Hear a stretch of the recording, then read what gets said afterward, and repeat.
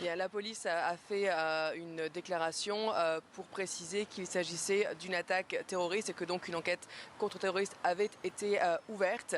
Il a aussi été précisé que le suspect a bien été abattu par la police.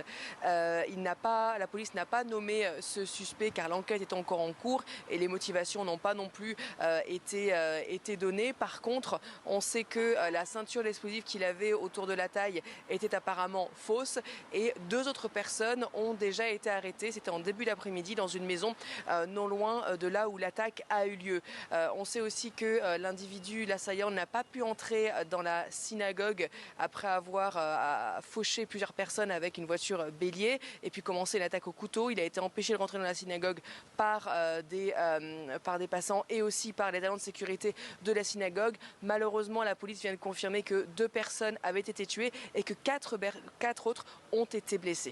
Et quelles sont les réactions ce soir, Marie ? Bien écoutez, le Premier ministre s'est dit dès ce matin choqué par ce qui s'est passé. Il a décidé de quitter le sommet européen de Copenhague pour venir présider une réunion de sécurité d'urgence Cobra aujourd'hui à Londres. Toute la communauté juive s'est dit évidemment choquée, pas surprise, mais choquée. C'est ce qu'ont dit plusieurs représentants de la communauté juive aujourd'hui. Et puis la sécurité a été augmentée dans tout le pays, puisqu'aujourd'hui c'est donc Yom Kippour. Et donc la sécurité a été augmentée aux abords des synagogues, mais aussi partout dans les rues du Royaume-Uni.